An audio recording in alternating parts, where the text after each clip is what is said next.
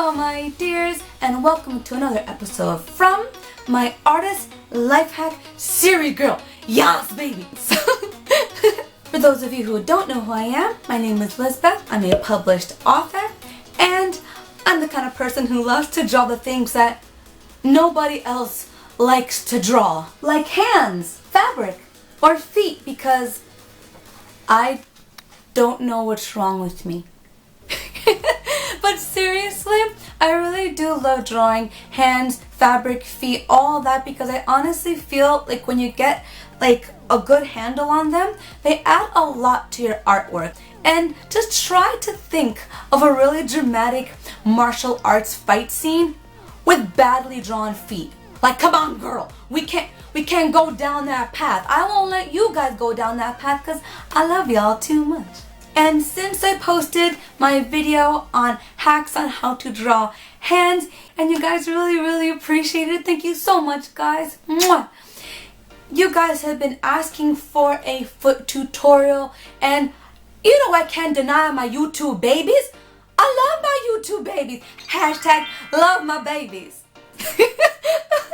So mama had to make this video for y'all. So that's what we're doing today guys. I'm going to be teaching you some super easy hacks on how to draw feet. And please watch the entire video because I also have some really important tips for you guys to keep in mind when drawing feet so that it could be easier for you and they'll look real nice. Yes girl. So without further ado my dears, let's get started. And don't forget to follow me on social media because it gets crazy. Hashtag the nerding is real girl. Number 1, if you don't know how to draw a foot pose, don't try to make it up. Just look for it in real life. If you don't know how to draw something, find it in real life and draw it. I highly recommend you going on to Google. It's honestly, throw a search for whatever type of feet you're trying to draw and draw it. Baby feet, ballerina feet, even throw a search for like karate feet, and I'm sure you'll get something. Because a lot of people actually take photographs of their feet, of their body poses, everything, for artists like us to use for free as reference. You would be so surprised at how much there is online. But my personal favorite reference of all time, my own feet, girl. You can take a picture, you can have a mirror in front of you and look at your feet. So I definitely recommend taking a picture. You have cell phones, children. Use your cell phones. Take a little picky pic and use that as reference. I also ask my family to pose for me, or rather I used to when I was younger and I was still getting the hang of drawing feet. I no longer need photographic reference or real life reference for feet anymore because I practice so much, and one day you'll get to that point too. But for now, you need to reference, you need to draw, you need to sketch and dedicate time to actually mastering them. Number 2, I highly recommend that when you are drawing feet and you're just getting used to it, be sure to break down the shape of the foot into basic geometric shapes. Here's a foot. What shape does this look like? A triangle, right? It's a triangle. It has one shorter end of the triangle and one longer end, and that's the basic shape that you want to draw when you are starting off a foot.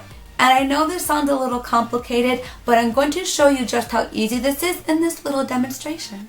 Okay, so the reference we're going to be using is this photograph right here, and what I want you guys to really look at is the overall shape. Like I had mentioned before, when you look at the human foot, it kind of looks like a triangle where it's shorter on one side and then longer on the other side. So we're going to start off with this shape, okay? So let's start off with a triangle. This is more or less the shape of the foot, and then a circle for where more or less the ankle is going to be.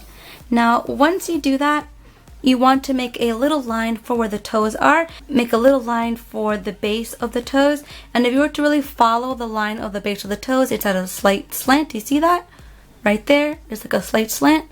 So we would make it a little slanted. And now the reason why you would make that line slanted is if you think about what toes look like from above, it's kind of like a little sock shape, you know what I mean? And this is the base of the toes. If you were to divide up the space where the toes are into 3 equal parts. The first part would be the big toe, while the second and third part would be taken up by the other 4 toes. And this is how you would divide up this space for your toes. But the thing to keep in mind is that the toes are all in size order. So you would actually see the entire pinky toe, then some of the ring toe, then some of the middle toe, then what I'm gonna call the index toe, and you would see them all like that. If you were to really look at this person's toes, it's exactly what I'm saying. You would see all of the pinky toes, some of this toe, some of that toe, some of that toe, because they are in size order. So you have to keep that in mind when drawing the toes, that because they are in size order, you're going to see all of the pinky, some of the next toe, some of the next toe, some of the next toe, and the biggest toe usually is peeking just right there. Of course, I'm doing it from memory right now, but if you were to look at the photograph, that's pretty much what you're seeing. You know what I mean? And now, again, everyone's feet are different, so you would actually draw the toes differently according to how you want the toes to be, or according to the reference picture that you're looking at. I'm going to draw what I'm going to assume most people are used to seeing when seeing toes, not too curved, not too straight. Not saying that these are the only toes that you can draw or should draw, but most people are used to seeing toes that are between being a little straight and between being a little curved. You would draw the toes according to what your reference picture is. There is no one way to draw toes. The world has so many different toes out there. Draw what you think is pretty and what your viewer will be able to see and not argue with and think to themselves, wow, this artist needs to practice feet just a little bit more, okay? Really keep your viewer in mind and don't confuse them by being too inventive with the toe shapes, you know what I mean? So now let's move on to actually drawing the shape of the feet. Let's draw the top of the foot or the arch of the foot. Some people have flatter feet than others, but this person has a fairly normal arch. So let's draw that. Because some people have really flat arches. You usually see that on men, and the women who are very used to wearing high heels would have very high arches. Like my mother, for instance, has been wearing high heels her entire life. So even when she takes off her shoes, she has what I've always called Barbie feet because her bones literally grew in the shape of a high heel. So her feet will forever look like Barbie, you know? For better or for worse, you know? But this person is just fairly normal. And on the bottom of a person's foot, of course, when they're standing on the floor, it will be completely flat. But for some people, you'd actually see this part raised up off the ground just a little bit. So they have a little bit of an arch like this. You see that a lot on people who don't have flat feet. And there you have it. And I like to draw a little bit of the ankle bone. Just like that, just something there to let you know, that the ankle bone exists. And now let's work on these toes here. Now I already showed you how to break it down, but just in case you weren't paying attention the first time, you draw a little sock shape. Figure out where you want the base of the toes to be. Divide it into 3 pieces, each piece being equal. The first piece is where the big toe is, and the second and third piece is where the other toes will be. And now to actually get the shape of the toes. So what I want is this little gap right here between the second toe and the big toe. I noticed that a lot of people who grew up wearing a lot of flip-flops tend to have that gap there, but I like to render toes with that little gap right there. The toes usually have a little bit of a bulbous tip, not too bulbous, and again a little bit of a gap there. And with every toe you can get a little bit shorter and a little bit shorter. I'm drawing very straight toes, for a number of reasons. One, it's easier to teach that way. It's for the sake of the tutorial. Some people really do have straighter toes, but of course, depending on your reference picture, you might render them differently. But this is for the sake of the tutorial. And as you can see, not only has each toe gotten a little shorter and a little shorter, this little gap between each toe has gotten a little lower and a little lower. You understand? Remember what I was mentioning earlier about the profile of the foot? You can actually see a little bit more of each toe. You know what I mean? It's because they're in size order and they're at a very slight slope. Like I have shown you guys here. They're at a very slight slope, so you have to keep that in mind. So now let's draw a foot from the front, and I'm going to be using this reference picture. So the first thing I want to do is to draw out the overall shape, which once again, my friends, is a triangle. However, it's not going to be as extreme of a triangle as the side view. Also keep in mind that the side with the pinky toe actually comes out a little bit more, while the side with the big toe actually more or less lines up with the ankle and the calf. So keep that in mind when drawing feet.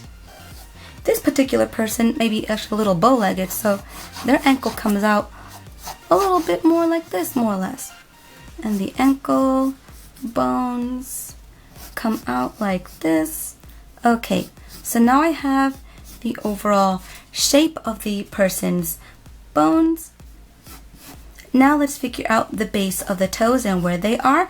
I always try to envision a sock when I'm drawing feet. You know how like your socks have the little seam, you know, more or less where the toes are. It kind of bothers sometimes. Yeah, I usually think of that. And like I mentioned before, divide up the space where the toes are going to be into 3 equal pieces.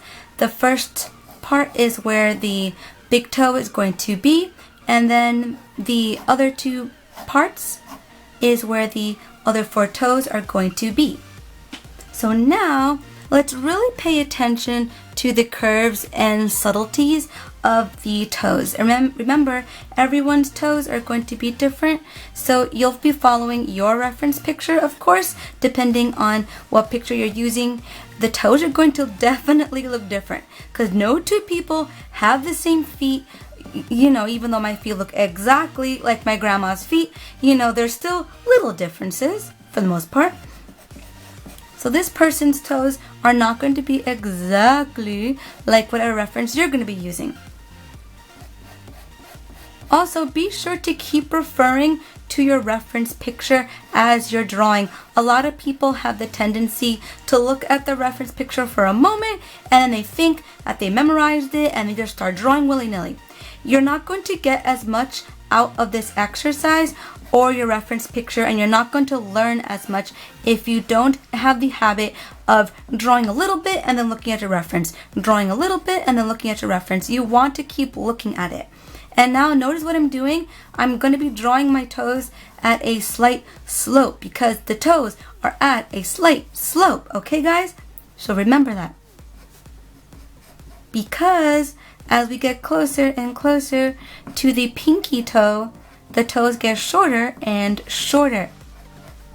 Okay?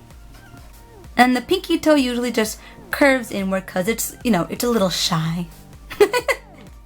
Okay, now this person's foot is a little wider than what I'm used to drawing, so I may not draw that protruding bone as much. So if you're using a reference picture and there's something about it that's not aesthetically pleasing to you, please go ahead and change it. But you do not, don't make such extreme changes that it becomes anatomically impossible. You don't want that. You really want your viewers to be able to look at what you're drawing and understand the angle, the perspective, the anatomy, the gender, everything. They want to be able to look at the foot and know what the heck you're drawing and at what angle.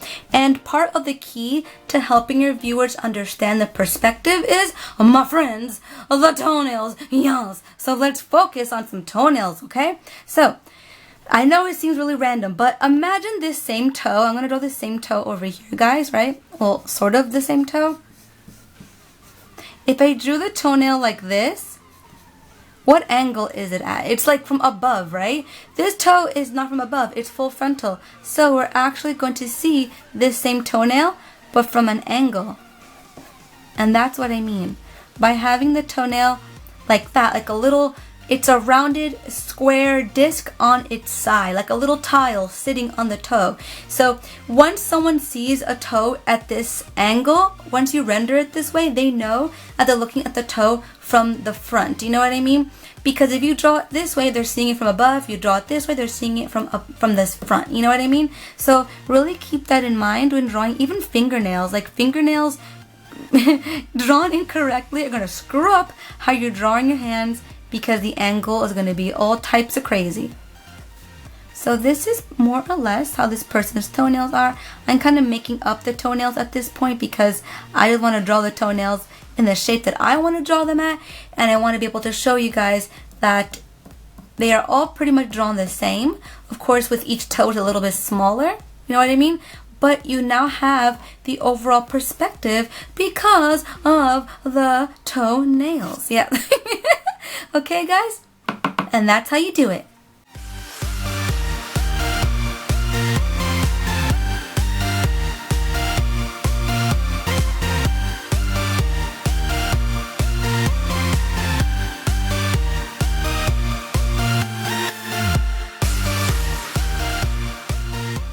Now, I know a question a lot of you are going to be asking me is, how do you know how big you should draw the foot when it is attached to an entire character? And believe me, this is a really, really good question. And the answer is, it all depends on how tall your character is. The rule when it comes to drawing realistic people is their feet are about the length of the space between your elbow and your wrist. So about this, however, everyone's feet are different. So let's see how big my foot is compared to this part of my arm. So we got my foot and let's compare it. Okay, so from my elbow to my wrist, see, it doesn't quite hit my wrist, but it's more or less, you know, there, y'all. So there we go. If I were a biological male, I think it might fill up this entire space, like my foot would be this entire length. But what if we're not drawing realistic people? Good question, my YouTube baby. So, if you have an exaggerated style, something like Rick and Morty, or you draw elongated characters, there's a couple of things that you can do. One, when it comes to Rick and Morty, they're very, very skinny, very elongated, have big heads. So, something like that, you're just going to have to wing it and see, is this foot balanced with this character's body and anatomy and so on. It's your own world, your own rules when it comes to bodies like that. However, if you're drawing exaggerated anatomy, but they still look within the realm of realistics, like, you know, a lot of anime and manga does, you can't exactly follow my rule of the foot should be the length of the forearm. The reason being that if they have an elongated body, this bone will also be elongated. So to follow that rule means you'll be drawing an extremely large foot. They're going to be kangaroos. You don't want kangaroo feet. You can't do that, my babies. What you can do is take the measurement from the hairline to the chin, and that's more or less how big their feet should be. Because for the most part, even if you're drawing a shoujo style, the head, hands, and feet are still within the realm of, I want to say, realistic possibility. So those are the three parts of the body that for the most part stay very realistic in terms of their anatomy and their proportions. I hope that made some kind of sense. So please be sure to check out my published manga, Sacred. It's available in stores, on Amazon, in my shop, and you can read the first 2 chapters here on YouTube. So if you enjoy folklore and do not mind some pervy humor, I really, really believe that you will enjoy my manga so much. And I love my series and I love sharing it, so I would love it if you took the time to check it out and maybe support it if you wanted to read more. So until next time, guys, please take care, God bless, and do not be afraid to nerd out. Take care, guys.